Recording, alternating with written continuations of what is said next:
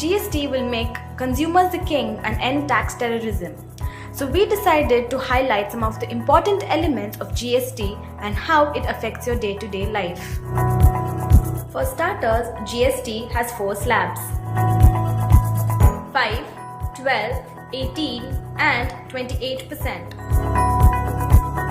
Items that are used daily but are non-essential in nature are put under the tax slab of 5%. Economy air travel is set to become slightly cheaper with a tax drop from 6% to 5%. Processed food are set to become substantially cheaper as their tax rate drops from the current 15% to 5%. Tea, coffee and masala are going to become slightly more costly. Items that are non-essential but are used by a great number of people are put under the tax slab of 12%.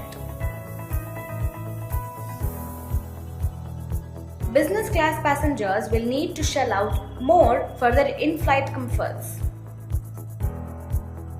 Cheaper hotels with tariffs between Rs 1,000 to Rs 2,000 will become substantially cheaper, as will non-AC restaurants, which will see a 10% tax reductions.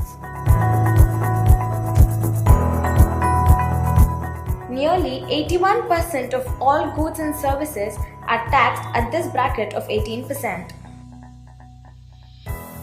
Branded goods, which are currently taxed in the range of 23 to 24%, are now set to become substantially cheaper, as are personal care products like toothpaste and soaps, which will see a drop in taxes by 6 to 10% depending on the product in question. The cinema experience too is set to become cheaper in most Indian states. Medium range hotels priced between Rs 2,000 to Rs 5,000 are also set to become cheaper.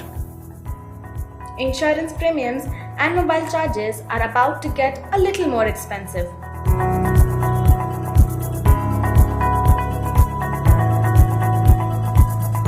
The 28% tax slab has been put on all luxury goods and services and goods with health hazards.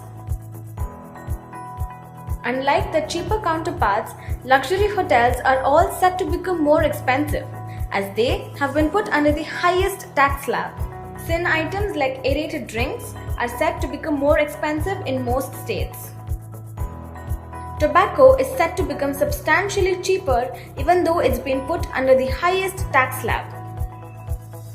Home appliances like refrigerators and washing machines might become more expensive depending on the state in question. The construction industry will also be affected as cement becomes more expensive.